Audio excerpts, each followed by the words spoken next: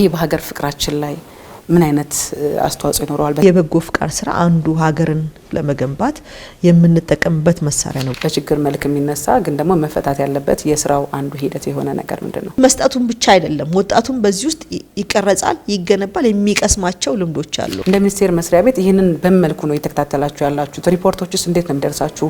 አንድ እቅድ አንድ ሪፖርት ነው የሚኖረው። ምን እቅድ ይዘን ገባን? ምን ያክል የህብረተሰብ ክፍሎችን ለማሳተፍስ ነው? ሰዎች በነጻ ፍላጎታቸው በራስ ተነሳሽነት ካለምንም ማስገዳጅነት ለማህበረሰቡ የሚሰጡ አገልግሎት ነው። መስፈርቶች ይኖራሉ ብዬ አስባለሁ። ቦታዎችን ለይቶ ተጋላጭ ቦታዎችን የበጎ ፍቃድን ስራ ደግሞ ሌሎችም ሀገራቶች የምናካፍልበት ሁኔታ አለ ብዬ አስባለሁ። በዚህ ያክል ገንዘብ የሚሰራን ስራ በበጎ ፍቃድ መስራት ተችሏል የሚል ሪፖርትም መጨረሻ ላይ የምንሰማው ነው። አጠቃላይ 43 ሚሊዮን የሚሆኑ የህብረተሰብ ክፍሎች የሚሳተፉበት አገልግሎት ተብሎ ነው እንግዲህ የታሰበው። ጤና ይስጥልን፣ እንዴት ናችሁ? ፋና ፖድካስት አንድ ጉዳያችን ተጀምሯል። እንግዲህ ክረምት ሲመጣ በአብዛኞቻችን ዘንድ የሚናፈቅ ለሀገራችን ደግሞ ያለንን አስተዋጽኦ የምናደርግበት ጊዜ ላይ እንገኛለን። ይህም ደግሞ የክረምት በጎ አድራጎት ስራ ነው። በበጎ ፍቃዳችን ለሀገራችን የምናደርገው ለትውልድ የምናበረክተው ስጦታችን ወይም ደግሞ የበጎ ስራችን አስተዋጽኦ የሚደረግበት ጊዜ እንደመሆኑ የክረምት በጎ ፍቃድ አገልግሎት ተጀምሯል። እንደ ሀገራችን በይፋ ከተጀመረ እንግዲህ ቀናት አስቆጥሯል። ኦልሞስት ከ2 ሳምንት በላይ ሆኖታል። ይህንን ቆይታ በዚህ አመት ምን አይነት ስራዎች ይሰራሉ፣ በዚህ ስራስ ደግሞ ምን ውጤት ይገኝበታል የሚሉትን ሀሳቦች እያነሳን ቆይታ እናደርጋለን። ይህንን በተመለከተ ከኛ ጋር ቆይታ አድርገው ማብራሪያ የሚሰጡን ደግሞ በሴቶችና ማህበራዊ ጉዳይ ሚኒስቴር የሚኒስትር ዴኤታዋ ወይዘሮ ሙና አህመድ ከኛ ጋር ቆይታ ያደርጋሉ። ቅድስት ዘውዱ አብሬያችኋለሁ። እናንተ አብራችሁን ስለምትሆኑ ከልብ እናመሰግናለን። መልካም ቆይታ። ወይዘሮ ሙና እጅግ በጣም አድርጌ አመሰግናለሁ በቢሮ ስለጋበዙ። እጅግ አድርጌ አመሰግናለሁ።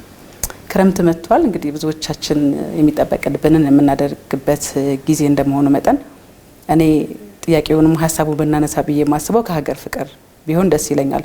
ቀደምት ጊዜ ጀምሮ የበጎ አድራጎት ስራዎች ለማድረግ ጥረት ይደረጋል። ልምምዱ በትንሹም ቢሆን ነበር። አሁን እጅግ በጣም ተጠናክሮ ሀገራዊ ድንበር ዘለል ጭምር ሆኗልና ይሄ በሀገር ፍቅራችን ላይ ምን አይነት አስተዋጽኦ ይኖረዋል? በተለይ ትውልዱ ለሀገሩ፣ ለዜጋው፣ ለትውልዱ ከሚያበረክተው ነገር አንጻር የሀገር ፍቅር አንጻር አድርገን እንደ ሀሳብ ብናነሳው ደስ ይለኛል። አስቀድመን በጣም አመሰግናለሁ። እንግዲህ የወቅቱ ክረምት ነው እንዳልሽው፣ ክረምት ላይ በጣም የበጎ ፍቃድ ስራ የሚሰራበት ወቅት ነው። እንግዲህ የበጎ ፍቃድ አገልግሎትን ስናይ በሀገራችን ረጅም ታሪክ አለው። የተለያዩ ስያሜዎች ይኖረው እንጂ ሰዎች በሀዘንም በደስታም የሚረዳዱበት ወንፈል፣ ደቦ፣ እጅግ እያሉ የተለያዩ ስያሜዎች ይኖሩ እንጂ ረጅም ታሪክ ያለው ነው። ግን የሀገራችንን ታሪክ በደንብ ስናየው በጣም ለውጥ ያመጣንበት በጣም ሽፍት ያደረግንበት ትልቁ ጥፋት ተብሎ የሚታሰበው ሀገራዊ ለውጡን ተከትሎ ነው። ሀገራዊ ለውጡን ተከትሎ በተለይ ጠቅላይ ሚኒስትር ክቡር ጠቅላይ ሚኒስትራችን ለዚህ ትልቅ ዋሪያ ናቸው ብለን ነው የምንወስደው። ያንን ምላሽ ለመስጠት ወጣቶች ደግሞ በስፋት የሚሳተፉበት ተግባር እየሆነ መጥቷል። ዛሬ ላይ ወጣቶች ብቻ ሳይሆን መጀመሪያ ስራው ሲጀመር መደበኛ የበጎ ፍቃድ ስራ ሲጀመር በወጣቶች ነው። ዛሬ ላይ ግን ሁሉም የህብረተሰብ ክፍሎች እየተሳተፉ የመጡበት ስራ መሆን ችሏል። ክረምት ላይም ስናስበው ትሬንዱን እንኳን ስናየው ከጀመርንበት አሁን ያለንበት በየጊዜው ተሳታፊውም ጠቃሚውም የህብረተሰብ ክፍሎች እየጨመሩ የመጡበት ሁኔታ አለ። አብዛኛውን ደግሞ በተለይ ክረምት ላይ 85% የሚሆን የበጎ ፍቃድ ስራ የሚሰራው ክረምት ላይ ነው። ክረምት ላይ የራሱ ትዝታ ያለው ነው። ብዙዎቻችን በነበርንበት ባለፍንበት በዚሁ አገልግሎት ውስጥ በየደረጃው ስንሳተፍ የመጣንበት ነው። እንግዲህ የበጎ ፍቃድ ስራ አንዱ ሀገርን ለመገንባት የምንጠቀምበት መሳሪያ ነው ብሎ ማሰብ ይቻላል። በተለይ የበጎ ፍቃድ ስራ ሰዎች በጋራ ሆነው እንግዲህ በጎ ፍቃድ ስንል ሰዎች በነጻ ፍላጎታቸው በራስ ተነሳሽነት ካለምንም ማስገዳጅነት ለማህበረሰቡ የሚሰጡ አገልግሎት ነው። ይሄ ቀላል አገልግሎት አይደለም። በዚህ ውስጥ ግን በተለይ ህብረ ብሔር አንድነትን ከማጠናከር አኳያ ቀላል አይደለም። በዚህ ውስጥ ደግሞ ወጣቶች የሀገር ፍቅር እንዲኖራቸው ሀገራቸውን እንዲያውቁ በማድረግም ረገድ ትውልድን በመገንባት ራሱ ትልቅ አስተዋጽኦ አለው። እንግዲህ ሀገር ስንል የጋራ ቤታችን አለችም። የሁላችንም አስተዋጽኦ ያለበት ሀገር በጋራ ነው የምትገነባው። ሁሉም የህብረተሰብ የራሱ በሀገር ግንባታ ላይ ድርሻ አለው ብለን እናስባለንና በዘንድሮም እንግዲህ የ18 የክረምት ወራት የበጎ ፍቃድ አገልግሎት ተጀምሯል። ሁላችሁም እንደምታስታውሱ ሰኔ 11 ላይ ክቡር ጠቅላይ ሚኒስትራችን አስጀምሮታል። ያንን መሰረት ተደርጎ ሁሉም ክልሎች በፕሬዝዳንቶቻቸው በከንቲቦቻቸው የመክፈቻ ፕሮግራም እያደረጉ ነው ያሉት። በተለይ ከበጎ ፍቃድ አኳያ አንዱ ባላማ ያስቀመጥነው ምንድነው?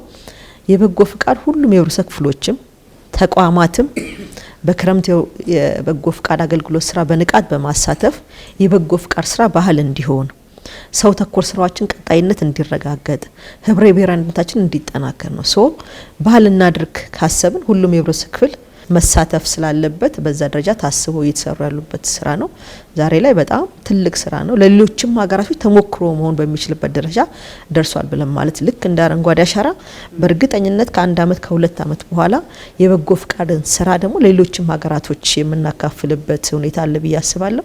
አሁን በመጣንበትም የክረምትና በጋን ብቻ ሳይሆን ድንበር ተሻጋሪ ወሰን ብቻ ሳይሆን ድንበር ተሻጋሪ የበጎ ፍቃድ አገልግሎቶችን በተለያዩ ሀገራት ጎረቤት ሀገራቶች እየተከናወኑ ያሉበት ሁኔታ አለ ማለት ነው። ወደ ስራ ሲገባ እንግዲህ በዚህ አመት ማስጀመሪያው ተደርጓል። በተለያዩ የክልል አካባቢዎችም ደግሞ ስራው እየተጀመረ እንደሆነ ማንሳት ችለናልና ምን እቅድ ይዘን ገባን? ምን ያክል የህብረተሰብ ክፍሎችን ለማሳተፍስ ነው እንደ ሚኒስቴር መስሪያ ቤቱ ታስበው ወደ ስራ የተገባው? ጅማሮስ ምን ይመስላል የሚለውን ብናይ ደስ ይለኛል።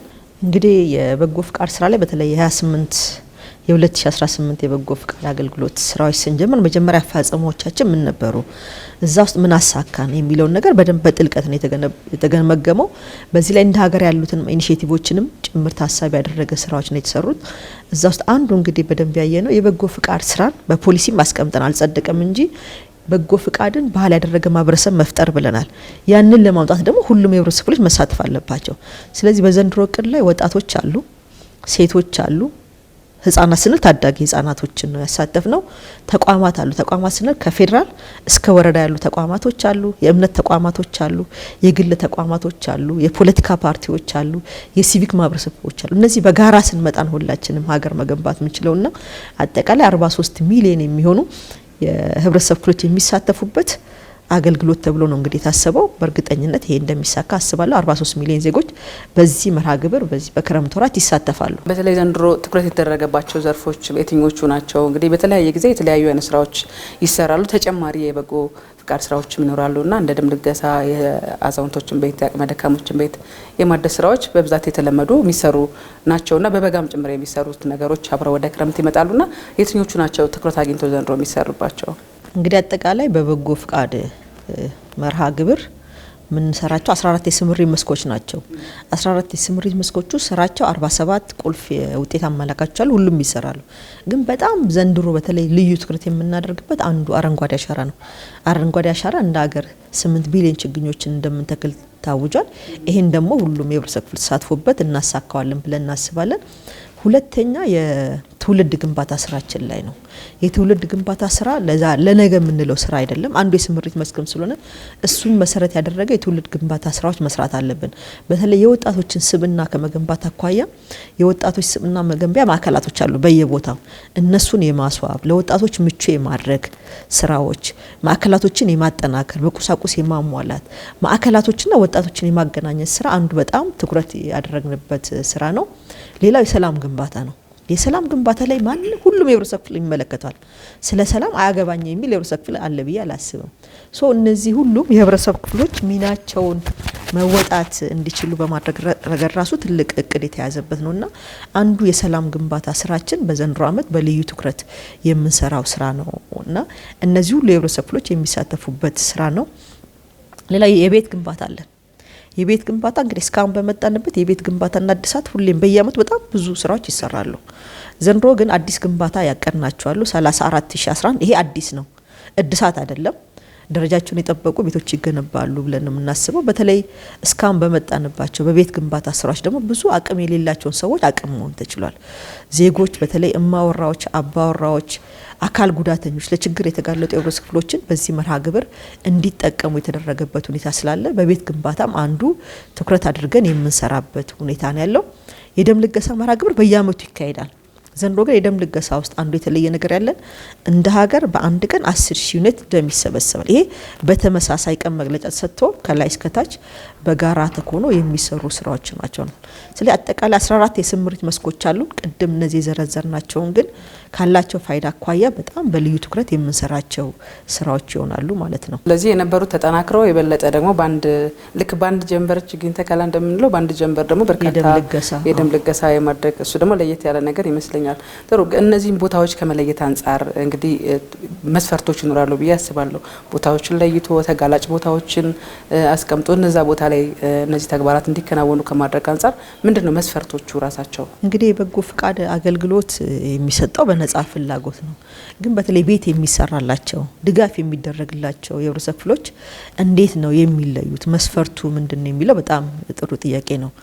አንደኛው በተለይ እነዚህ አቅማቸው ዝቅተኛ የሆኑ የህብረተሰብ ክፍሎች ሲለዩ በቀበሌ ደረጃ ነው ባይዘወይ በቀበሌ ደረጃ ከላይ እየተተቹ ቀበሌውም ከህብረተሰቡ ጋር ሆኖ እነዚህ ሰዎች ዝቅተኛ የህብረተሰብ ገቢ ያላቸው ናቸው፣ ጧሪ ቀባሪ የላቸውም፣ ልጆች የላቸውም ብሎ ይሄንን ካረጋገጠ በኋላ ነው በዚህ መርሃ ግብር እንዲታቀፉ የሚደረጉት ማለት ነው።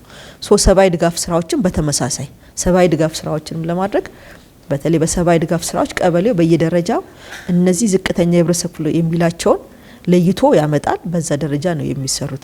እንግዲህ የበጎ ፍቃድ ስራ ከላይ እስከ ታች እኛ የማስተባበር ሮል ነው ያለን እንደ ሚኒስቴር መስሪያ ቤት በሁሉም ክልሎች የራሳቸው እቅድ አዘጋጅተው የሚሰሩበት ሁኔታ አለ። እስካሁን ባለው መጠቀም ያለባቸው የህብረተሰብ ክፍሎች ናቸው እንዲጠቀሙ የተደረጉት። በጣም ዝቅተኛ እጅ አጠር የሆኑ የህብረተሰብ ክፍሎች በሰብአዊ ድጋፍም በቤት ግንባታም በተለይ የተማሪዎች ድጋፍም ሲደረግ በተለይ ቤተሰቦቻቸው አቅም የሌላቸው የትምህርት ቁሳቁስ መግዛት የማይችሉትን መሰረት ተደርጎ ነው የሚሰራው።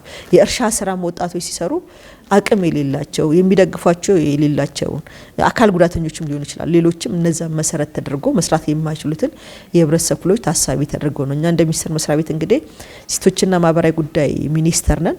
አንዱ በተለይ የሶሻል ሴኩሪቲን የማህበራዊ ፖሊሲ የምናስተገብርም ስለሆን በዛ ላይ በደንብ ጥንቃቄዎች እናደርጋለን። ያንን መሰረት ተደርጎ ነው የሚሰሩትም ስራዎች ማለት ነው። ስለዚህ እነዚህ ደግሞ በአብዛኛው በበጎ ፈቃድ የሚሰሩ ስራዎች እንደተባለው በዜጎች በጎ ፈቃድ በፈቃደኝነት ላይ የተመሰረተ እንደመሆኑ መጠን በመንግስት በጀት ሊሸፈኑ የማይችሉ በርካታ ስራዎች ይሰሩበታልና ይህ እንግዲህ ለሀገራችን በኢኮኖሚ ራሱ የራሱን አስተዋጽኦ የሚያደርግ ይመስለኛል። ስለዚህ በገንዘብ ጭምር መለካት የሚችል ነው። እናንተም መጨረሻ ላይ ይህን ያክል የሚተመን ገንዘብ ወይም በዚህ ያክል ገንዘብ የሚሰራን ስራ በበጎ ፈቃድ መስራት ተችሏል የሚል ሪፖርትም መጨረሻ ላይ የምንሰማው ነው። ምን ያክል ይጠበቃል ዘንድሮ? እንግዲህ የበጎ ፈቃድ አገልግሎት ስራ ሁሌም ይለካል። አንዱ በተሳትፎ ምን ያህል ህብረተሰብ ክፍሎች ተሳተፉ የሚለው ይለካል። ሁለተኛ በዚህ አገልግሎት ስንሰራ ህብረተሰቡን ጠቃሚ ማድረግ ነው። በዚህ ስራ ምን ያህል ህብረተሰብ ክፍሎችን መድረስ ቻልን ጥቅም ማድረግ ቻልን የሚለው ሌላ አገልግሎቱ በገንዘብ ይተመናል። ዋና በተለይ በተሳትፎ አንዱ ይለካል ምን ያህል ህብረተሰብ ክፍል ተሳተፈበት የሚለው ነው። ሁለተኛ በዚህ ስራ ውስጥ ምን ያህል ህብረተሰብ ክፍል ጠቃሚ ያደረገን የሚል ነው። ሌላ አገልግሎቱ በገንዘብ ሲተመን እነዚህ ሁሉ የሚሰሩ ናቸው። እንግዲህ አሁን ዘንድሮ 43 ሚሊዮን የህብረተሰብ ክፍሎች 43 ሚሊዮን የሚሆኑ ዜጎች ይሳተፉበታል ብለናል። አገልግሎቱ በገንዘብ ሲተመን ደግሞ 97.7 ቢሊዮን የሚሆኑ የሚገመቱ ስራዎች ይሰራሉ ብለን ይሄ ሁሉም በቤት ግንባታ ችግኝ ስንተክል በጉርጓድ ምን ያህል ነው ሲተከል ምን ያህል ነው የሚለው የራሱ ስታንዳርድ አለ። ያንን ስታንዳርድ መሰረት ተደርጎ ወጥ ነው ባይዘው ከክልል እስከ ላይ ድረስ የሚለካው ራሱን የቻለ ስታንዳርድ ተዘጋጅቶ በዛ መሰረት ክልሎች የለኩት የሚሰራ ስራ ነውና የበጎ ፍቃድ ስራ ኢኮኖሚያዊ ብቻ ሳይሆን ያው ማህበራዊ ቫልዩ ያለውና ዛሬ ላይ ትልቅ ስራ እየሆነ ነው። በቀጣይ እንደ ሚኒስቴር መስሪያ ቤት የምናስበው በተለይ የበጎ ፍቃድ ኮንትሪቢዩሽን በጂዲፒው ምን ያክል ነው የሚለው መሰላት አለበት መታወቅ አለበት። በሀገር ጠቅላላ ምርት ላይ ያለው አስተዋጽኦ ጠቅላላ ምርት ላይ ያለው አስተዋጽኦ መለካት ስላለበት ለዛ ስታንዳርዶችን የማዘመን ስራዎች እየተሰሩ ነው። እንግዲህ እሱ በቀጣይ ሲያልቅ ኮሙኒኬት የምናደርገው ይሆናል። ግን ቀላል ስራ ነው ብለን አናስብም። ብዙ ጥቅም የተገኘበት ነው። በጣም ብዙ ሰዎች እንደዚህ ያሉ ስራዎች ላይ መሳተፍ የሚፈልጉ ሰዎች አሉ። በአንድም በሌላ ምክንያት ደግሞ መሳተፍ ሳይችሉ ይቀራሉ። በአንድም በሌላ ማለት እንግዲህ በስራ ምክንያት በራሳቸው ስራ ባህሪ ምክንያት ሊሆን ይችላል። በተለያየ ምክንያት ሰው የራሱ ምክንያት ይኖረዋልና እንደነዚህ ያሉ ሰዎች እንግዲህ ተሳትፎ በምን ይለካል የሚለውን አንዳንዶቹ በጉልበት ስለሚሳተፉ በእውቀት ነው በገንዘብ ነው በምንድን ነው ተሳትፎ ራሱ እየተለካ ያለው? እንግዲህ አንዱ ተሳትፎ የምንለካበት ሰው እንግዲህ የበጎ ፍቃድ ከትርጉሙ ከተነሳን ሰው በራሱ ፍላጎት ካለምንም አስገዳጅነት ነፃ ጉልበቱን እውቀቱን ጊዜውን ነው። አሁን ለምሳሌ በቤት ግንባታ ለምሳሌ ወጣቶች ሲሰሩ በሌላ አገልግሎቶች ሲሰሩ በቀን ምን ያህል ሰሩ ያ የጉልበት ዋጋቸው አጠቃላይ በወጣው ስታንዳርድ ምን ያህል ነው የሚለው ነገር በደንብ እየተለካ እየተያዘ ነው የሚኬደው። እንደኛ ሀገር አሁን ዘመናዊ የሆነ የመረጃ ስርዓት የለንም። ነገር ወደፊት የሚስተካከለው እንዳለ ሆኖ ግን እያንዳንዱ ጉልበታቸው ምን ያህል ነው ለምሳሌ ቲዩቶሪያል ክላስ ሲያስተምሩ ምን ያህል ቲዩቶሪያል ክላስ አስተማሩ የዛ ሰዓቱ ደግሞ ምን ያህል እየተባለ እየተለካ የራሱ ስታንዳርድ አለው። በዛ ልክ ከቀበሌ ጀምሮ በዚህ ደረጃ ነው እየተሰራ የሚመጣው ማለት ነው። እንግዲህ አንዳንድ የግብአት የሚያስፈልጋቸው ስራዎች ይኖራሉ በበጎ ፍቃድ ስራ ውስጥ ሁሉም በበጎ ቢሆንም አንዳንዱ ደግሞ አቅርቦት የሚፈልጉ ነገሮች አሉ። ከዚህ አንጻር የባለሀብቱን ተሳትፎ የተለያዩ እንግዲህ የግብረሰናይ ድርጅቶችም ተሳትፎ ሊሆን ይችላልና ከዚህ አንጻርስ ምን ይመስላል ተሳትፎ? እንዴት ነውስ መንግስት አብሮ እየሰራ ያለው? አሁን ላይ በተለይ አንዱ ጥሩ ጥያቄ ያነሳሽው ይሄ የግል ተቋማት የመንግስት ተቋማት ድሮ በበጎ ፍቃድ ስራ ላይ አስተዋጽኦአቸው በዛ ደረጃ አልነበረም። ወጣቶች የተወሰኑ የህብረተሰብ ክፍሎች የሚሳተፉበት አገልግሎት ነበር። ዛሬ ላይ ግን በየደረጃው ያሉት የሲቪክ ማህበረሰቦችም ሌሎችም ተቋማት እየተሳተፉባቸው ያሉበት ሁኔታ አለና አንዱን በእቅድ ዘንድሮ ያስተካከል ነው ምንድነው እነዚህ የህብረተሰብ ክፍሎች ምን ላይ ነው የሚሳተፉት? አንደኛ የሚሳተፉበትን ነገር መለየት ነው። ሁለተኛ ምን መሰረት አድርገው ነው የሚሰሩትን የሚለው ታሳቢ የተደረጉ ብዙ ስራዎች እየተሰሩ ያሉበት ሁኔታ አለ። እንግዲህ በእኛ ግምገማ በበጎ ፍቃድ አገልግሎት አብዛኛው የሚሰሩ ስራዎች አንዱ የገመገም ነው ምንድነው ወጥ ክትትልና ድጋፍ ከማድረግ አኳያ በየቦታው ልዩነቶች እንዳሉ ካየን በኋላ ይሄንን የማስተካከል ነው። ከተሳታፊነትም አኳያውን ቅድም እንላቸው የግል ባለሀብቱም ሌሎችም መሳተፍ ይችላሉ። እነዚህንም ከማሳተፍ አኳያ እንግዲህ የበጎ ፍቃድን ባህል እናደርጋለን ካል ሁሉም የህብረተሰብ ክፍል ነው መሳተፍ ያለበት። አንዱ የህብረተሰብ ክፍል ተሳትፎ ሌላው የሚተው ተግባር መሆን የለበትም። ሰው የህይወት ልምምዱ መሆን አለበት። የህይወት ልምምዱ ሆኖ ሁሌ በበጎ ፍቃድ ህብረተሰቡን የሚያገለግለው መሆን አለበትና በዛ ደረጃውን የግል ባለሀብቶችም እየመጡ ያሉበት ሁኔታ አለ። በባለፈው አመት ስራዎች ካለ በበጎ አድራጎት ስራዎች በጣም ብዙ ባለሀብቶች ተሳትፏል። በተለይ የትውልድ ይሄ ትምህርት ለትውልድ በሚለው ግንባታ ላይ በጣም ተሳትፏል። ይሄ በየክልሉ ያለው መረጃ ባለንም ክትትል በትምህርት ለትውልድ ፕሮግራም በበጎ አድራጎት ስራዎች በጣም ብዙ ባለሀብቶች የተሳተፉበት ሁኔታ አለ። ያንን ማጠናከር ማስቀጠል ይፈልጋል። የመንግስት አቅም ሁሉም ቦታ መድረስ አይችልም። ግን ባለሀብቶችም በሀገር ግንባታ ስራ ውስጥ የራሳቸው አስተዋጽኦ አላቸው ሌሎችምና ዘንድሮ በጣም በቅድም ልንመልሱ ያሰብነው እሱ ነው። ላስቲርም የተሻሉ ነገሮች አሉ። ይሄ ከቦታ ቦታ ይለያያል። ግን ይሄን አቅም በደንብ በእቅድ ጭምር መልሰን እየተሰሩ ያሉበት ስራዎች አሉ። በትምህርት ቤት ግንባታ ላይ በጣም ይሳተፋሉ። በቤት ግንባታ ላይ በጣም ይሳተፋሉ። አንዳንድ ጊዜ ግን ጤናው ላይም እንመለከታቸዋለን አይደል? በተለይ በጤናው ሴክተር ላይ ያሉ ተቋማት በነጻ ለህዝቡ እንደዚሁ አገልግሎት የመስጠት ሁኔታዎችንም አያለው በግሌና ይሄ ወደ የበጎ ፍቃድ ስራ ወደ ተቋማትም እያደገ ነው ማለት ነው የሚል ሀሳቤን እያመጣ ይመስለኛል። እናንተ ጋር እንዴት ታየ? ይሄ ቅድም አሁን አንዱ ተቋማት ስንል የፌዴራል ተቋማቶች አሉ። አሁን ጤና ጥበቃ ዘንድሮ በነጻ ሕክምና የሚሰጣቸው አገልግሎት የሚሰጣቸው እቅድ አቅዷል። በየደረጃው እነዚህ ተቋማቶች የበጎ ፍቃድ ስራ በነጻ ይሰጣሉ። ካለምንም ክፍያ ሰው የምርመራና የሕክምና አገልግሎት እንዲያገኙ የተደረገበት ያለበት ሁኔታ አለ። ተቋማትም ራሱ ባህል ያደረጉት እንዲመጡ ስለሚፈለግ ጤና ያቅዳል፣ ትምህርት ሚኒስቴር ያቅዳል። በየደረጃ ያሉ ተቋማቶችም በዚህ ውስጥ ተሳታፊ ሆነው እየሰሩ ያሉበት ሁኔታ አለ። ሆስፒታሎችም አሁን ዛሬ ላይ የግል ሆስፒታሎችም ያቅዳሉ። አይዘወይ ድሮ የመንግስት ተቋማቶች ብቻ ናቸው የበጎ ፍቃድ ስራ ላይ የሚሳተፉት። ዛሬ ላይ ግን የግል ተቋማትም ጭምር የጤና ተቋማትም ሳይቀሩ በበጎ ፍቃድ አገልግሎት ስራ ውስጥ ይሳተፍ ያለበት ሁኔታ አለና ይሄ ትልቅ መበረታታ ያለበት ነው። በቀጣይም አሁን ላስቲርም በነበራቸው ቅር ከፍ ያሉ ስራዎችም እየሰሩ የመጡበት ሁኔታ ስላለ ይሄ ልምምዱ የበለጠ መጠናከር አለበት ብለን እናስባለን። ጥሩ ነው ጅምሩ፣ ግን የበለጠ የጠናከረ ይመጣል ብለን እናስባለን። ክረምት ነው በጎ ፍቃድ በአብዛኛው የሚሰራው፣ በተለይ ሰፊው ስራ ነው በእርግጥም የሚሰራውና ክረምት ሲሆን ደግሞ ዝናብ አለ። አንዳንድ ስራዎች በታሰበው ልክ እንዳይሄዱ ችግር ሊሆን ይችላል የሚል ግምት አለ። በተለይ ከትራንስፖርቴሽን እንደታሰበው ጠዋት ተነስቶ ማታ ድረስ ስራዎችን መፈጸም ማይቻልበት ሁኔታ ሊኖር ይችላል። ይህንንና ሌሎች በዚህ በተለይ በበጎ ፍቃድ ስራዎች ላይ ያሉ ተግዳሮቶች ምንድን ናቸው? እንዴትስ ነው እነሱን እየፈቱ በየጊዜው ለማሻሻል እየተሰራ ያለው? እንግዲህ በደንብ እዚህ ጋር መገንዘብ የሚያስፈልገው አብዛኛው 85% የኛ እቅድ ክረምት ላይ ነው የሚሰራው። ስለዚህ ራሱ ክረምቱን ዲማንድ ያደርጋል ማለት ነው የበጎ ፍቃድ ስራ። ይሄን ለማየት እንዲቻለን በተለይ አሁን የችግኝ ተከላ ክረምቱን ይፈልጋል። ሁለተኛ በተለይ ከትራንስፖርት አኳያ በክረምት ወቅት በጣም የመንገድ መጨናነቅ አለ። የትራፊክ ደህንነት ላይ በጣም በሰፊው የሚሰሩበት ጊዜ ቢኖር ክረምት ነው። አንዳንድ የበጎ ፍቃድ ስራዎች ራሱ ክረምቱን ዲማንድ የሚያደርጉ ነው። ራሳቸው ይፈልጉታል። ግን ምንድነው አሁን እንደ ኢትዮጵያ ካይስ ለምሳሌ አሁን ዝናብ የሌለባቸው ቦታዎች አሉ። አሁን አፋር በጣም ሞቃት ነው። እስከ መስከረም 31 የሚሆኑበት ምክንያት አጠቃላይ የአየር ንብረቱ እኩል ተመሳሳይ ስራ፣ አንዳንዶቹ ቀድሞ ዝናብ የሚጀምርበት ቦታ አለ፣ አንዳንዶቹ ደግሞ ቀስ ብሎ ዝናብ የሚጀምርበት ቦታ አለ። ይሄንን ባላንስ ለማድረግ የክረምቱ እስከ መስከረም 30 የሚሄድበት ምክንያት አንዱ እሱ ነው። ስለዚህ አንዳንድ ስራዎች ራሱ ክረምትን ዲማንድ ያደርጋሉ። ሁለተኛ 14 የስምሪት መስክ ነው ያለው። ይሄን 14 የስምሪት መስኮች ክልሎች እኛ የሚያስቀምጡ ታርጌታቸውን ነው። ስራውን ግን በሚመቻቸው ሁኔታ ነው የሚሰሩት። በሚመቻቸው ሁኔታ ነው የሚሰሩት ማለት ለምሳሌ የደም ልገሳ ፕሮግራሞቻቸው ምሳሌ ነው ብለው ጠዋት ሊሆኑ ይችላሉ። አንዳንድ ስራዎቻቸው ደግሞ ከሰዓት በኋላ ሊሆኑ ይችላሉ። ይሄ ምንድነው የክልሎች እቅድ መሰረት ያደረገ ስራ ነው። ግን በአብዛኛው ክረምቱ እንዳው ምቹ ነው። ምቹ የሚያደርገው አንደኛ ክረምቱን ዲማንድ ያደርጋል። ሁለተኛ ብዙ የሰው ኃይል የምናገኘው ክረምት ላይ ነው። አብዛኛው ሰው ከትምህርት ቤት መጥቶ የሚያርፍበትም ጊዜ ስለሆነ ሰፈር ላይ ወረዳም ቀበሌም በየከተማው ብዙ የሰው ኃይል አለ። ክረምቱን እንደም በጣም እኛ ቱ ዘ ማክሲመም የምንጠቀምበትና ራሱ ክረምቱ ለበጎ ፍቃድ ስራ በጣም ምቹ ነው። በጋው ላይም ይሰራል። ግን 85% ክረምት ላይ የሚሰሩ ስራዎች ናቸውና ከዚህ አኳያ እስካሁን በመጣንበት ያጋጠሙን ተግዳሮቶች የሉም። የአየር ሁኔታም ከቦታ ቦታ ስለሚለያይ ማለት ነው። አሁን እዚህ ጋር በጣም ዝናባማ ከሆነ ሌላ ቦታ ደግሞ ደረቅ የሆነበት ቦታዎች አሉ። ወደ አፋር ሌላ አካባቢ አሁን በጣም ሞቃት ነው አፋር። ችግኝ ለመትከል በዚህ ሰዓት አይታሰብም። እንደዚህ አይነት ሁኔታዎች ስላሉ ክረምቱን እያመጣጠኑ እንደ አየር ንብረት ሁኔታ ግን 3 ወሩ ሙሉ ግን በጣም ቢዚ ሆነው ነው የሚሰሩት ተማሪዎች። እንደዛ እየሰሩ ያሉበት ሁኔታ አለ። በጣም ብዙ ቁጥሮችን አሁን እየሰማን ያለ ነው። የተሳትፎም በገንዘብም የተለካው በጣም ብዙ ቁጥር ነው። ይህ ደግሞ በስራ የሚገለጽ ነው ብዬ አስባለሁና ያንን ለማረጋገጥ እንግዲህ በየጊዜው ክትትል ይፈልጋል።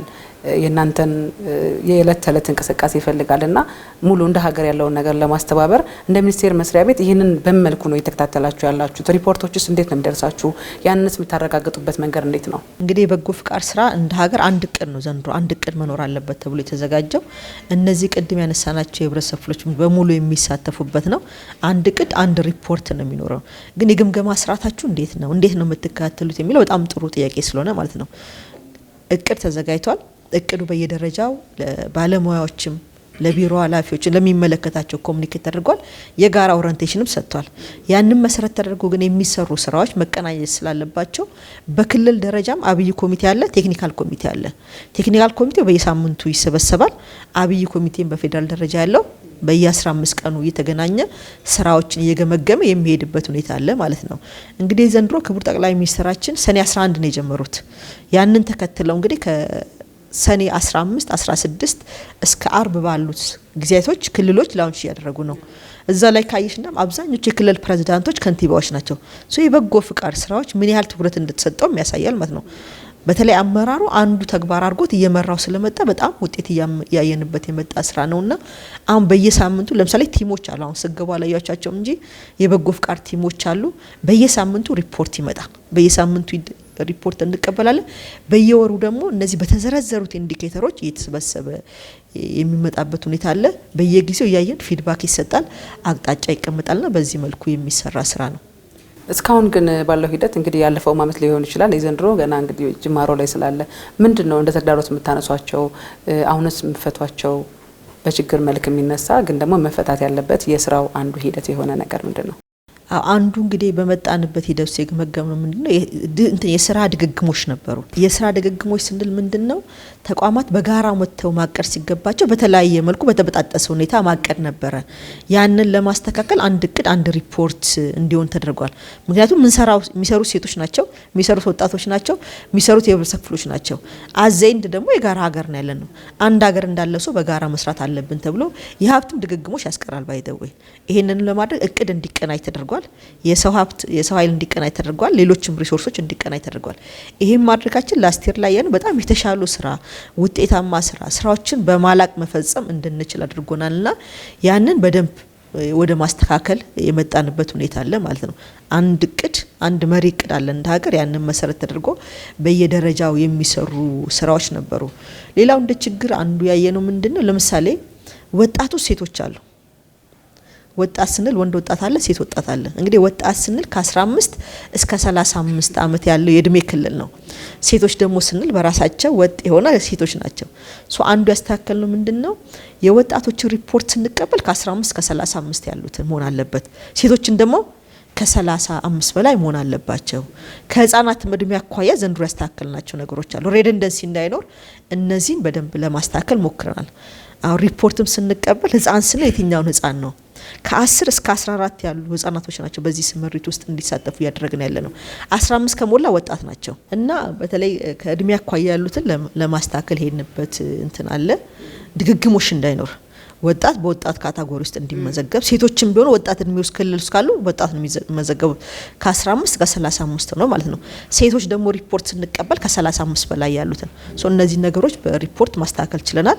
ይሄ ነው አንዱ እንትን ያለው አንድ ስራ አንድ እቅድ ወይም አንድ እቅድ አንድ ስራ የሚለው አንድ ሪፖርት የሚለው አካሄድ እንዴት ውጤታማ ያደርገናል ብላችሁ ታስባላችሁ? በጣም ውጤታማ ያደርገናል። እንደ ሀገርም እንኳን ፕላን ሚኒስትሪ አንድ እቅድ አንድ ሪፖርት ነው። ይሄን የበጎ ፍቃድ ስራም ከሀገራዊ እቅድ ውጪ አይደለምና ያንን መሰረት ተደርጎ መከል አለበት ተብሎ ስለታሰበ ይሄም በትክክል የሚለካ ውጤቱንም መገምገም የሚቻልበት አስተዋጽኦንም በጋራ ስንደምር ነው። እንደ ሀገር በበጎ ፍቃድ ምን አመጣን ብለን ምናውቀው አንድ እቅድ የተናበበ ሪፖርት ሲኖር ነው። ይሄ ከላይ እስከታች እንዲናበብ ለማድረግ ትልቅ ስራዎች ተሰርተዋል። ይሄ ከላስቲር ጀምሮ በዚህ አፕሮች ይሄድንበት ይሄ ትልቅ ስራ ነው። በቀጣይ መቀጠል አለበት ብለን ነው የምናስበው። በእርግጥ ብዙ ጊዜ ቅድም ለማንሳት እንደሞከረው ክረምትን ይፈልጋል አብዛኛው የበጎ ፍቃድ ስራ ብለናል። ግን ደግሞ በጋ ላይም ሊሰሩ የሚችሉ የበጎ ፍቃድ ስራዎች አሉ። እንደተባለው የሰው ኃይሉ ምንም ክረምት ላይ እንዳለ ሆኖ በተቻለ መጠን ወደ በበጋም ሊቀጥሉ የሚችሉ ስራዎች አሉና እነዚህን በክረምት የሚሰሩ ስራዎች በጋ ላይም የማስቀጠል ስራ በምን መልኩ ነው እየተሰራ ያለው? አሁንስ እንዴት ነው ለመስራት የታቀደው? እንግዲህ የበጎ ፍቃድ ስራ ክረምት ላይ በጣም ሚዲያም ሁሉም ነገር ሽፋን ስለሚሰጠው ነው እንጂ በበጋም ይሰራል።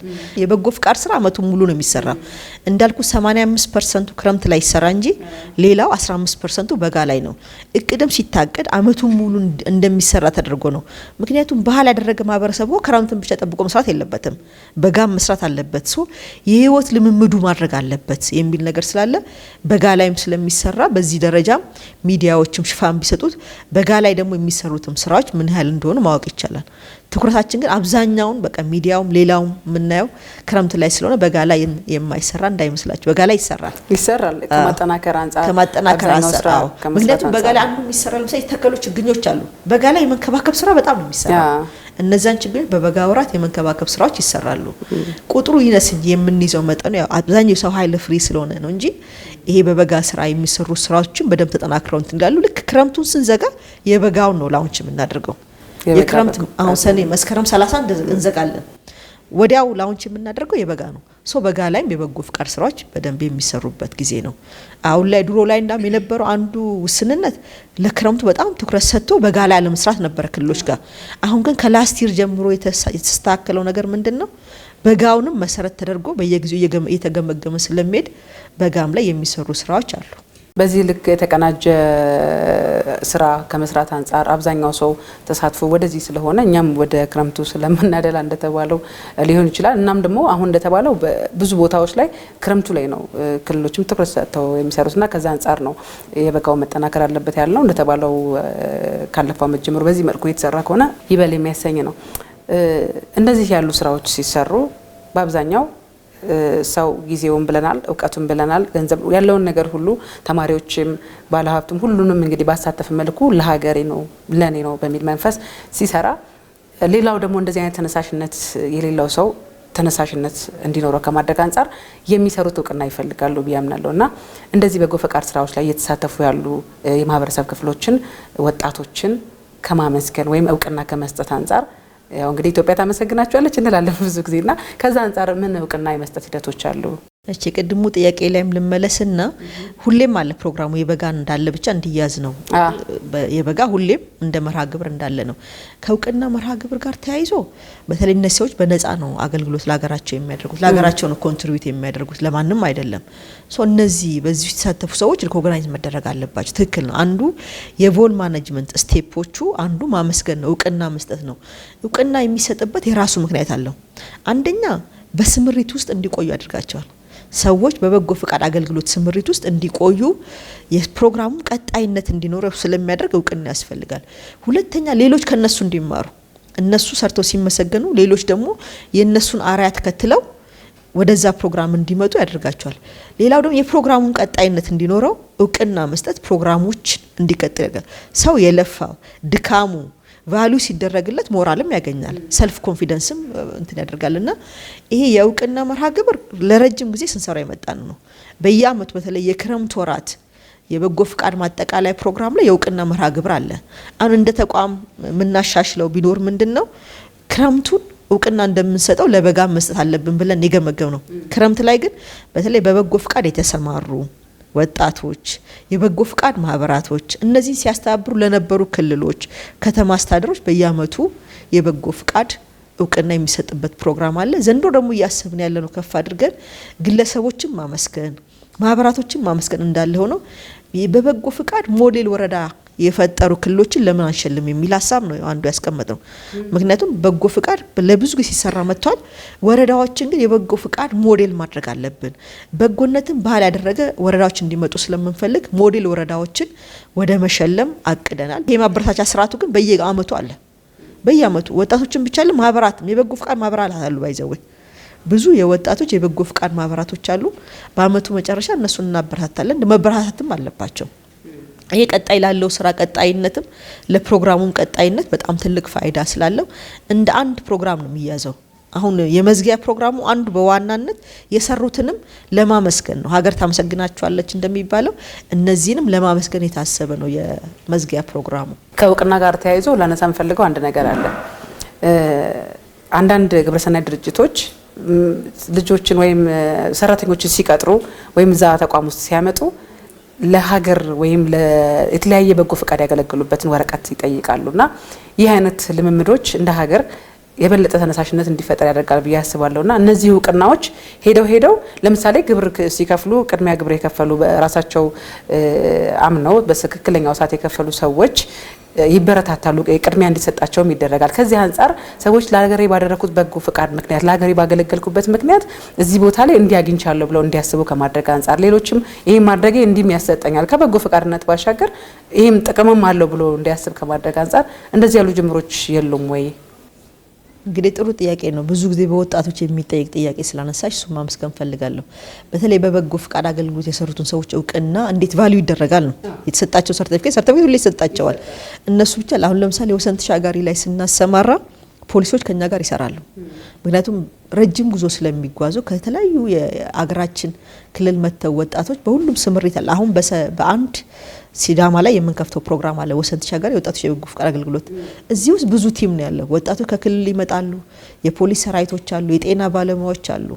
ሁሌ ለነሱም ጭምር ይሄን ሲያስተባብሩ ለደገፉን ጭምር መመለስ አለበት ብለ አንዱ ፖሊሲው አልጸደቀም እንጂ የበጎ ፍቃድ ፖሊሲ ላይ ያስቀመጥ ነው። ሰዎች አገልግሎት ካገኙ በኋላ የሚያገኙ ጥቅም ምንድነው? ይሄ ሰርቲፊኬት እንዴት ነው ቫልዩ የሚደረገው የሚለው ረቂቅ ህግ ነው። እንግዲህ ገና አልጸደቀም፣ ለሚመለከተው አካል ተቀምጧል። ግን ቫልዩ መኖር አለበት ነው። ምክንያቱም የምንሰጣቸው ሪኮግኒሽን የምንሰጣቸው ሰርቲፊኬት የሚጠቀሙበት አሉ። አሁን አንዳንድ ፖሊስ ሰራዊት ውስጥ ያሉ ለስራ እድገት ለውድድር ጠቅሞናል የሚሉ አሉ። ግን እንደ ሀገር በተለይ ሰዎች ወደዚህ ፕሮግራም እንዲመጡም ጭምር ቫልዩ መደረግ ስላለበት በህግ ውስጥ ምን አይነት ጥቅሞች ያገኛሉ የሚለው በዝርዝር ተቀምጧል። ያው ሲጸድቅ በደንብ ኮሙኒኬት የምናደርግ ይሆናል እንጂ ተቀምጧል። አንድ ሰው በማገልገሉ የሚያገኘው ነገር ምንድነው? በነፃ በፍላጎት ለሀገሩ ያገለገለው ነው። ይሄ ፕራውድ ማድረግም አለበት ሀገሩን በማገልገሉ። አፍስሮ ያገለገለው ኢትዮጵያን በማገልገሉ ግን እነዚህ የምንሰጣቸው ሰርቲፊኬቶች እንዴት ነው ቫልዩ የሚደረጉት የሚለው በህግ ያስቀመጥንበት ሁኔታ አለ። እንግዲህ በቀጣይ ይጸድቃል ብለን እናስብ። እኛም ተስፋ እናደርጋለን። እንደው ግን ተሳትፎውን ስታዩ በተለይ ወጣቱን ነው በተለይ አሁን በክረምት ማግኘት የሚቻለው አብዛኛውን ተማሪውን ማግኘት ይቻላልና ተሳትፎ ተነሳሽነቱን ይመስላል። አሁን በእርግጥ ብለናል በነፃ በፍላጎት የሚደረግ ነው ብለናል። ግን ደግሞ አንዳንዴ ቅስቀሳ ይፈልጋል፣ አንዳንዱ ደግሞ የራስ ተነሳሽነት ያለው ፈልጎ ሄዶ እዚህ ጋር መስራት ፈልጋለሁ ብሎ ሊሄድ ይችላል። በአጠቃላይ ግን በራስ ተነሳሽነት እየተሰራ ያለው ስራ እንዳለ ሆኖ ምን ይመስላል እናንተ እንደገመገማችሁት? እንግዲህ የወጣቱ ተሳትፎን ለማየት እስቲ 2010 ላይ በበጎ ፍቃድ የተሳተፉት እንደ ሀገር ወጣቶች ስንት ናቸው ብለን ስናስብ 10.8 ሚሊዮን ናቸው። የባለፈውን አመት ክረምት ስናይ ደግሞ 25 ሚሊዮን ደርሷል ማለት ነው። ከ2010 እስከ 2017 ያለውን ልዩነት አለው። አገልግሎቱን በገንዘብ ሲተመን በዛ ወቅት 2010 ላይ 4.7 ቢሊዮን ነበር። 2017 መጨረሻ ላይ 54 ቢሊዮን ገብቶ ይሄ የሚያሳይ ትሬንዱ ማደግን ነው። ይሄን የበለጠ ለማጠናከር ክልሎች የራሳቸው የሚጠቀማሉ። አንዳንዱ አናውስ ያደርጋል፣ መጀመሪያ አናውስ ያደርጋል። በተለያዩ ሚዲያዎች የማህበረሰብ አቀፍ ሚዲያዎች አናውስ ያደርጋሉ። ይመጡና ወጣቶቹ ይመዘገባሉ። ከተመዘገቡ በኋላ ሰው ሁሉም በፈለገው የስምሪት መስክ ነው። ለምሳሌ የሙያ አገልግሎት አለን። በሙያ አገልግሎት ለምሳሌ የህግ ባለሙያዎች ሊሆኑ ይችላሉ፣ የአካውንቲንግ ምሩቃን ሊሆኑ ይችላሉ። ሰው በሚፈልገው ቦታ በሙያ አገልግሎት ይመዘገባል። አሁን ላይ ትሬንዱ በጣም ጥሩ ነው። እውነት ለመናገር የተሳትፎም ስና እየጨመረ የመጣበት ሁኔታ አለና ይሄን ከመቀስቀስ በደንብ እንዲያውቁ ከማድረግ አኳያ የተለያዩ የሚዲያ እንትኖችን ይተጠቀሙ የማህበረሰብ ሬዲዮም የሚጠቀሙ አሉ አናውስ የሚያደርጉ አሉ እንደ ክልላቸው ተጨባጭ ሁኔታ ያንን መሰረት ተደርጎ ግን በጣም ወጣቶች ይመዘገባሉ ይመለመላሉ ከዛም በኋላ በየስምሪት መስኩ ከመሰማራታቸው በፊት ደግሞ ስልጠናም ይሰጣል ሰው ዝም ብሎ ወደ አገልግሎቱ አይገባም ምክንያቱም አንዳንድ አገልግሎት ሲሰጭም ያው ከራስሽ ማኳያ የደህንነት ጥንቃቄዎች ያስፈልጋሉ ሰው ስለፈለግሽ መስራት ስለፈለግሽ ብቻ ሳይሆን እነዛንም ሪስኮች ለመቀነስ የሚሰጡ ስልጠናዎች አሉ በየአካባቢ እኛም ወሰን ተሻጋሪዎች ሲመጡ መጀመሪያ ስልጠና ነው የሚወስዱት ስልጠና ወስደው እንዴት መሰማራት እንዳለባቸው ኦሪንቴሽን ከሰጠናቸው በኋላ ነው ምናሰማራቸውና በየደረጃ በዚህ መልኩ የሚሰሩ ስራዎች ናቸው ዛሬ ላይ ግን በነቂስ የሚገርመው እስከ እኔ አሁን የገረመኝ ድሮ ደም ልገሳ ሲባል ከተማ ላይ ብቻ ናለም አሁን ታች እንትን ድረስ ታገኛለሽ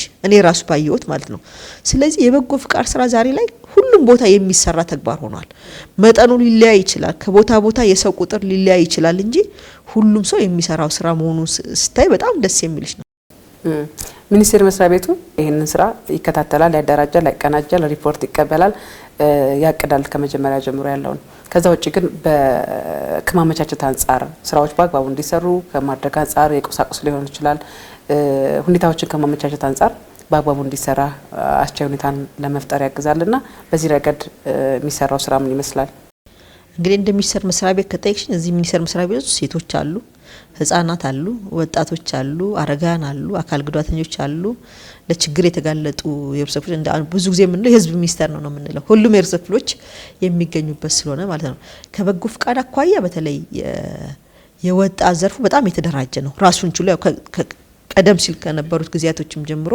የሚሰራ ስለሆነ በየደረጃው ስልጠና በማሰልጠን ክልሎችን አቅም በመፍጠር ረገድ በጣም ሰፊ ስራዎች እየሰሩ የመጡበት ሁኔታ አለ በየደረጃው ክትልና አግባብ አለ አሁን ለምሳሌ ክትልና ድጋፍ አግባባችን በአመት ድሮ አንዴም ሁለቴ አሁን ዘንድሮ ሶስቴ ነው ያቀርነው መጀመሪያ አንዴ ይወጣል ማከለ ላይ እንወጣለን መጨረሻ እውቅና ከመስጠታችን በፊት ደግሞ ያሉትን ስራዎች ከተቀመጠው ግብ አኳያ አልቆ በጥራት የፈጸሙትን መለየት ስለሚችል ክትትልና ድጋፍ ይደረጋል ማለት ነው የክትትልና ድጋፍ አግባባችን ትንሽ ጠንከር ያለ ነው በየደረጃው ያው ስራውንም ራሱን እዚህ ታለ ዲፓርትመንትም አለው የበጎ ፍቃድ ዲፓርትመንት አለ አሁን ብታያቸው የበጎ ፍቃድ ሪፖርት ነው የሚቀበሉት በዚህ ሰዓት ማለት ነው ስለዚህ ጠንከር ያለ ክትትልና ድጋፍ ያለው ስራ ነው እኛ የማስተባበር ስራ ነው ያለን እዚህ ጋር በደንብ መያዝ አለበት እኛ ፈጻሚ አይደለንም የማስተባበር ስራ ነው ያለን ሌላው ግን ፈጻሚዎች ክልሎች ናቸው ክልሎች እቅድ አላቸው እቅዳቸውን ኮንትራንትን ብለዋል ኦሪንቴሽን ሰጥተዋል ዛሬ ላይ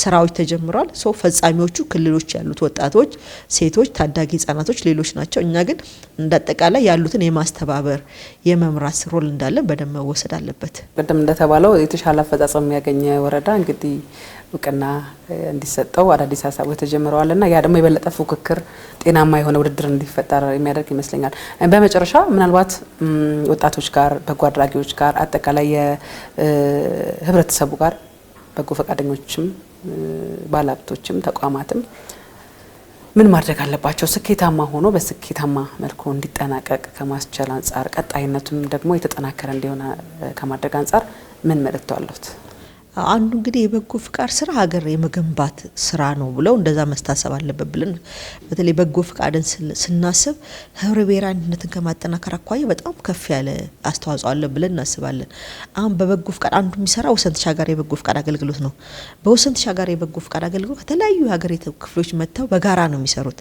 እነዛ ወጣቶች በጋራ ነው ስምሪት የሚሰጣቸው ከምስራቅ ሊመጡ ይችላሉ ከደቡብ ከምዕራብ ከሰሜን ግን አጠቃላይ ከኢትዮጵያ ክልል ከመጡ ወጣቶች ጋር በጋራ ሄደው በየክልሉ ስራዎች ይሰራሉ ሶ ይሄ ወጣቶች እርስ በርስ እንዲታወቁ ከማድረግ ረገድ ሀገራቸውን እንዲያውቁ የሀገራቸውን ባህል እሴት እንዲያውቁ ከማድረግ አኳያ የህብረተሰቡንም አኗኗር ችግራቸውንም ያላቸውንም እንትን ከማወቅ አኳያ ቀላል አይደለም ያላቸው ሶ በተለይ እንዳጠቃላይ የበጎ ፍቃድ ስራ ህብረ ብሔራዊ አንድነትን ከማጠናከር ሀገርንም ከመገንባት አኳያ ትልቅ ፋይዳ አለው ብለን ነው የምናስበው እዚህ ውስጥ ያሉ ግን ሁሉም የህብረተሰብ ክፍሎች የራሳቸውን ድርሻ መወጣት አለባቸው ነው ወጣቶችም የራሳቸውን ድርሻ መወጣት አለባቸው ሴቶችም የራሳቸውን ድርሻ መወጣት አለባቸው ብለን እናስባለን ሌሎችም የፖለቲካ ፓርቲዎችም በበጎ ፍቃድ ስራ በደንብ መሳተፍ አለባቸው እንግዲህ ሀገር ከፓርቲ በላይ ስለሆነች የጋራ ሀገራችንን በጋራ መስራት አለብን ብለን ነው የምናስበውና ኢትዮጵያ እንደ ሀገር በጣም ትልቅ ታሪክ ያለን ሀገር ነን።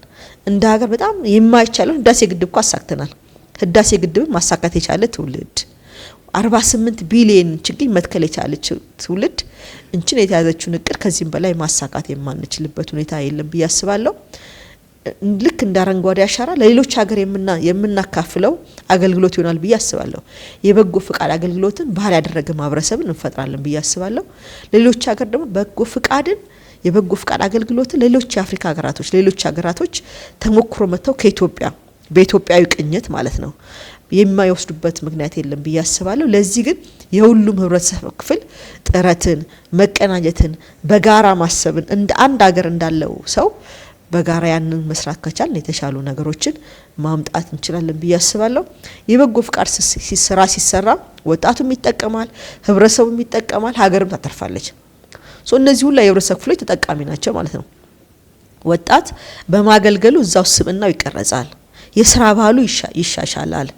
እዛ ውስጥ የአመራር ክህሎት፣ ችግሮችን የመፍታት ክህሎት፣ የመምራት ክህሎትም ይለማመዳል። ባይተው በየአካባቢው የምናያቸው በጎ ፍቃድ የሚያስተባብሩ የሚሰሩ ወጣቶች ስናያቸው ይሄን ሁላ ክህሎት እያዳበሩ ነው የሚሄዱት። ስለዚህ ወጣቱም ከህብረተሰቡ የሚማረው ነገር አለ። ስለዚህ መስጠቱን ብቻ አይደለም፣ ወጣቱም በዚህ ውስጥ ይቀረጻል፣ ይገነባል፣ የሚቀስማቸው ልምዶች አሉ። ህብረተሰቡን ከሚሰራ አገልግሎት ተጠቃሚ ይሆናል። ሲደመር ደግሞ ከፍ ሲል ሀገር ነች የምትጠቀመውና ሁሉም ተጠቃሚ ናቸው። ሁሉም ተጠቃሚ እንደሆነ ደግሞ ሁሉም ሰው በየድርሻው የተሰጠውን ኃላፊነት መወጣት ከቻለ የተሻለ ስራ መስራት ይቻላል ብለን እናስባለን። በጎ ፍቃድ ላይ የመጡት ለውጦች በጣም ጥሩ ናቸው። ይሄን ግን ማስቀጠል ቀጣይነት እንዲኖራቸው ማድረግ ያስፈልጋል ብለን እናስባለን። ይሄ ደግሞ ስንደመር በተደመረ አቅም ኢትዮጵያን ከፍ ማድረግ እንችላለን ብዬ ነው ማስበው። ሁሌ ሞቷችን በጎነት ለኢትዮጵያ ከፍታ ነው። አሁን የወሰን ተሻጋሪ 5 ደርሰናል። በጎነት ለኢትዮጵያ ከፍታ 5 ስንል ምንድነው? ከ14 ጀምሮ የስምሪት በተደራጀ አግባብ ያስከን ዘንድሮ 5ኛችን ነው። 5 ቁጥሩ ዙሩን ነው የሚያሳየው 5ኛ አመት መሆን ነው። ግን ሁሌም ሀገር በበጎነት ነው ከፍ የምትለው ብለን እናስባለን። በዚህ ውስጥ ደግሞ ሁሉም የህብረተሰብ ክፍሎች የራሳቸው አስተዋጽኦ አላቸው ብለን ስለምናስብ በበጎነት ሀገራችንን ከፍ እናድርግ። ሁሉም ሰው ድርሻውን ይወጣ። ክረምቱን ደግሞ በላቀ አፈጻጸም ጨርሰን ለምስጋና እንገናኝ የሚለውን ብቻ ማንሳት እንፈልጋለን። እሺ፣ እጅግ በጣም አድርጌ አመሰግናለሁ ወይዘሮ ምና።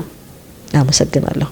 እናንተም አብራችሁ ስለነበራችሁ እጅግ በጣም አድርገን እናመሰግናለን። በያላችሁበት አካባቢ ሆናችሁ በበጎ አድራጎት ስራ ላይ የእናንተ አስተዋጽኦ ምን ይመስላል የሚለውን ራሳችሁንም ጭምር እንድታዩበት አስተዋጽኦአችሁን እንድትገመግሙበትም ጭምር ይህንን ሀሳብ አነሳን።